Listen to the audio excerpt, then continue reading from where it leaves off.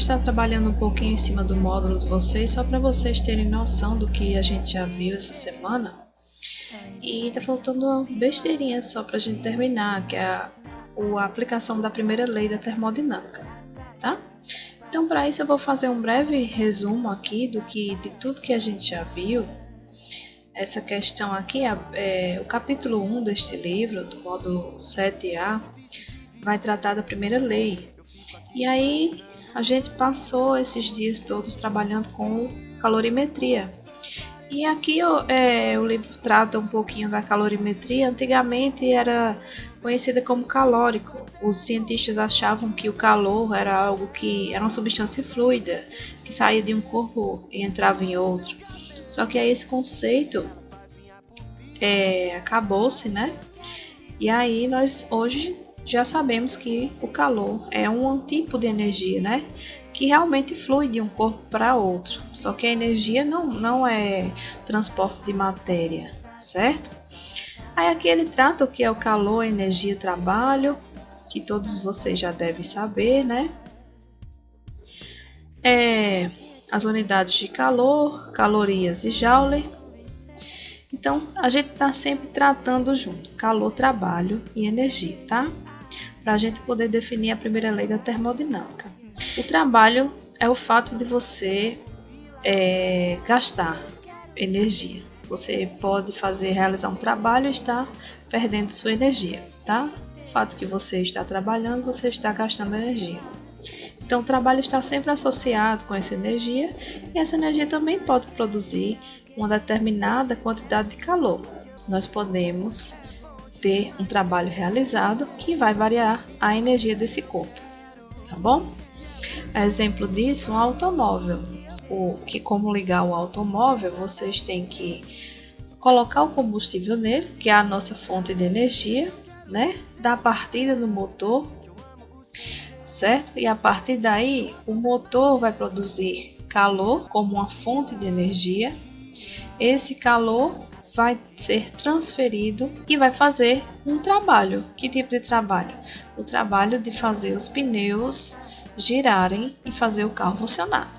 Então, tudo está interligado. Trabalho, calor e energia. E assim a gente vai definir a primeira lei da termodinâmica. Aqui são as unidades de calor. O calor tanto pode ser tratado como caloria ou joules, em que 1 caloria é 4,18 ou 4,2 joules, tá? Geralmente é usado como unidade nutricional, calorias, né? E aqui, para que serve esse calor? Você aquece um sistema fazendo variar a sua temperatura. Quais os tipos de transferência de calor? Calor de condução, que é aquele calor que é conduzido através de uma extremidade fixa, como uma barra, conduzida de um ponto para outro dessa barra através da agitação das moléculas. Tem um pouquinho a mais aqui no livro de vocês sobre fluxo de calor. Quando você tem duas fontes aqui, uma de temperatura maior e uma de temperatura menor, e tem uma barra aqui no meio, por exemplo, uma barra sólida, esse bloco de maior temperatura vai fazer o calor passar através dessa barra, chegando até o corpo de temperatura menor, tá? Isso aí a gente conhece como lei de Fourier, tá? Ou a condutividade térmica, que a gente consegue calcular a condutividade de calor. E que a gente precisa desse K, que é uma condutividade do material. Cada material tem uma condutibilidade diferente. Vocês viram materiais isolantes e condutores, e cada um vai conduzir de forma diferente. A prata, por exemplo, o cobre, que é algo que usa-se em computadores, etc. 401 conduz 401 de calor, enquanto o ar conduz 0,02. O ar é a área do material. Esse fluxo de calor depende dessa condutividade.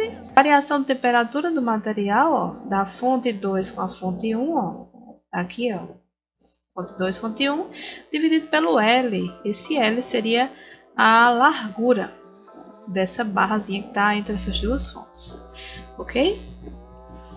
Aqui temos uns exercícios, tá? Sugiro que vocês tentem fazer, refazer. Convecção é um processo que acontece em meios fluidos, né? Através das correntes convectivas, que eu já expliquei, aquele efeito das brisas, tá? Radiação é o que é transferido pode ser transferido através de um meio ou não, por ondas eletromagnéticas. Aqui a gente tem faixas de ondas eletromagnéticas, tá? Cada faixazinha dessa é um comprimento de onda. Quando vocês forem estudar ondas, aí vocês vão entender um pouquinho mais. Aqui, ó, tem relação com a temperatura. E aqui essa faixa é a do visível. É a faixa que a gente consegue ver a olho nu, ó. Por isso que tá aqui as 7 cores do arco-íris, tá? Capacidade térmica e calor específico. Capacidade térmica, ó, quando um corpo está variando a quantidade de calor e a quantidade de temperatura. A gente define a capacidade térmica desse corpo. Calor específico já é aquela constantezinha que é uma propriedade de cada corpo. Vai depender da massa do material. Cálculo do calor absorvido, QMC∆T, ó, que é o chamado Q-macete. A gente tem também a potência, que é a taxa de energia pelo tempo, ou a taxa da quantidade de calor pelo tempo. A gente utilizou lá no começo algumas questões que tratavam do forno, que tinham a potência do forno elétrico. Trabalho em uma variação de volume. O que é o trabalho realizado? A gente tem aqui um sistema. O que a gente define primeiro? Sistema e vizinhança. Sistema é usado na física para designar um corpo ou um conjunto de corpos sobre o qual fixamos nossa atenção a fim de estudá-lo. Então, tudo aquilo que a gente quer estudar é sistema. Tudo que está fora desse sistema é chamado de ambiente ou vizinhança do sistema. Ou vizinhança ou ambiente. Por exemplo, o meu sistema é a panela de pressão aqui. E o que está fora da panela é a vizinhança. Meu sistema aqui é o ferro de engomar. Tudo que tiver ao redor dele vai ser a vizinhança. Quando a gente está passando calor para um sistema, esse calor é capaz de realizar um trabalho. Eu tenho aqui, por exemplo, eu posso ter um trabalho de expansão ou um trabalho de compressão. Na física 1, a gente define o trabalho como a variação de uma força e do deslocamento de um corpo, ou seja, se eu estou puxando uma cadeira, eu estou realizando o trabalho. Eu estou fazendo com que meu braço aplique uma força e cause um deslocamento, tá? Então, o que acontece aqui? Nós vamos ter um cilindro e um êmbolo móvel. Aqui está um sistema com gás, tá? O que acontece? Quando eu estou passando calor, eu vou acender uma chama aqui sobre esse cilindro. O que acontece? Todo esse sistema irá aquecer. Quando ele aquece, as moléculas ficam mais agitadas e aí elas querem ficar o mais afastadas possíveis. Daí, elas vão causar o quê? Uma expansão. É o chamado expansão térmica. É quando a gente está cedendo calor ao sistema, fazendo com que haja uma variação do volume desse sistema e esse gás começa a expandir. Ao contrário, se esse gás resfriar, as moléculas vão ficar juntinhas novamente. Então, ele normalmente vai voltando ao seu estado inicial. Esse caso vai ser chamado de compressão. Quando o gás empurra, a gente diz que o gás que realiza um trabalho. Por quê? Ele está empurrando, está fazendo uma força e fazendo um deslocamento. Então, caso contrário, quando for uma compressão, o êmbolo que está empurrando o gás. Esse trabalho aqui vai ser dado como negativo, tá? É um trabalho contrário ao trabalho realizado pelo gás, ok? Ou seja, quando o gás realiza um trabalho, para cima, positivo, para baixo, negativo. Se eu tenho um aumento do meu volume do gás, meu trabalho vai ser positivo. Se eu tenho uma redução do volume ou uma compressão do gás, meu trabalho vai ser negativo. Então, leiam isso aqui, anotem, façam as anotações de vocês. Eu pedi para vocês fazerem o resumo, não foi à toa. O trabalho do gás vai ser dado por uma pressão e uma variação de um volume. Porque agora, estamos envolvendo o volume do gás e a pressão. Então, em vez de a gente colocar força e deslocamento, a gente vai utilizar a pressão e o volume. De maneira geral, sempre que o sistema aumenta o volume, o trabalho é positivo, tá? O trabalho é dado por essa letrazinha aqui estranha, parece um T, mas o nome grego dela é tal. O que a gente vai definir aqui como a primeira lei da termodinâmica? Nós temos uma variação de energia interna. Significa o quê? Quando nós temos esse cilindro, imagina que esse cilindro seja a minha panela de pressão. Quando a panela estoura, o que acontece? Ela vai estourar porque nós estamos cedendo calor para esse sistema, fazendo variar sua temperatura. E aí, após um certo tempo, como a gente disse, a panela de pressão, ela vai aumentar a pressão de acordo com a temperatura interna. Ou seja, se aumenta a pressão interna com o aumento da temperatura, nós temos uma variação de energia, não é isso? Logicamente, esse sistema aqui tem uma energia interna. A primeira lei nada mais é do que ΔU. O que é esse ΔU? A gente vai definir como a variação da energia interna vai ser a energia final menos a inicial. Vimos que a energia interna de um corpo representa a soma de diversas formas de energia que os átomos e moléculas desse corpo possuem. Beleza? Então, nós já vimos que a variação da energia depende da quantidade de calor nesse sistema e depende do trabalho realizado. Aqui está a primeira lei. A variação da energia interna depende da quantidade de calor absorvido ou retirado do sistema, que eu posso retirar resfriando ele, fazendo com que haja uma compressão, né? Vai depender dessa quantidade de calor e do trabalho realizado.